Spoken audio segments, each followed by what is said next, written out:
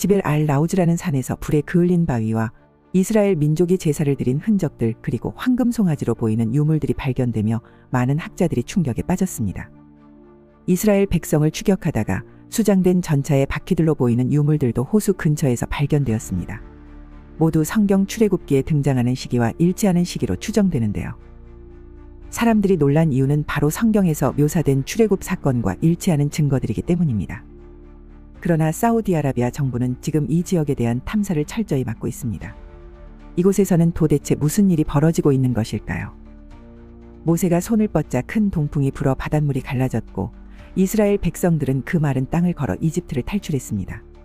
그들이 바다를 건넌 후 뒤쫓던 이집트 군대는 물이 다시 닫히며 모두 수장되었습니다. 모세의 기적은 성경에서 가장 상징적이고 기적적인 사건 중 하나입니다. 하지만 많은 학자들이 이건 역사적 사실이 아니라 신화라고 주장하기도 합니다. 홍해는 평균 깊이 500m, 폭 25에서 30km에 이르는 넓은 바다로 그 깊이와 폭을 고려할 때 수십만 명이 건너는 것은 극도로 어려웠을 거라고 주장합니다. 하지만 최근 들어 여러 학자들에 의해 이 사건이 다시 조명되고 과학적, 고고학적으로 분석되었는데 성경 속 모세의 기적이 사실이었다는 증거들이 나오고 있습니다. 다만 성경 속 홍해와 현재의 홍해는 조금 다르다는데요. 모세가 건넜다고 알려진 홍해는 사실상 히브리어 원문에서 얌숲이라는 단어로 쓰여 있습니다. 이 단어는 문자 그대로 번역하면 갈대 바다를 의미합니다. 이는 현재의 깊고 넓은 홍해가 아닌 나일강 삼각주 근처의 얕은 호수일 가능성을 제기하게 만들었고 많은 학자들이 이 주장을 지지하고 있습니다.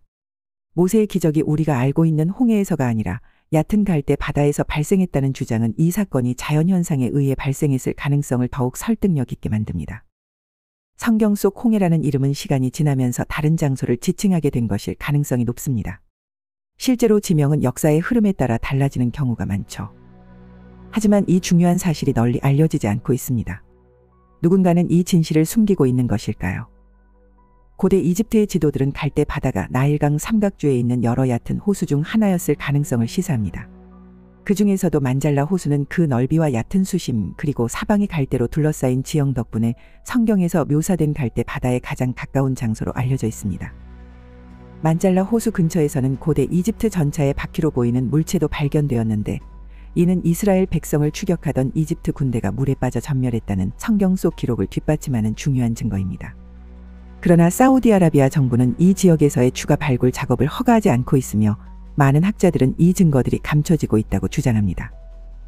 사우디아라비아 북서부에 위치한 지벨 알 라우즈라는 산은 많은 학자들에 의해 모세가 하나님을 만났던 신의 산, 즉 신의 산일 가능성이 제기되었습니다. 사우디아라비아 북서부에 위치한 지벨 알 라우즈라는 산에서 불에 그을린 바위와 이스라엘 민족이 제사를 드린 흔적들이 발견되며 많은 학자들이 또다시 충격에 빠졌습니다. 심지어 이스라엘인들이 우상 숭배를 위해 만들었다는 황금 송아지와 관련된 것으로 보이는 바위 그림들도 다수 발견되었는데요. 그러나 사우디아라비아 정부는 이 지역에 대한 탐사 또한 철저히 막고 있습니다. 그들은 도대체 무엇 때문에 고고학자들의 탐사를 방해하고 있는 것일까요? 1882년 영국군 장군 알렉산더 브루스 툴릭은 만잘라 호수에서 강력한 동풍이 불어 호수의 물이 완전히 사라지는 현상을 목격했습니다.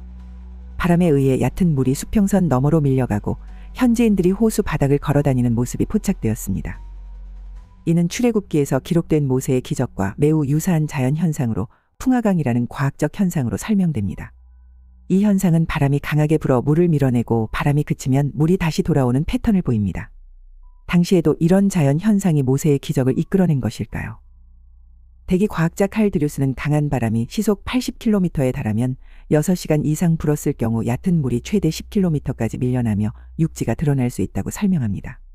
이는 바다가 갈라지는 현상을 과학적으로 설명할 수 있는 중요한 증거입니다.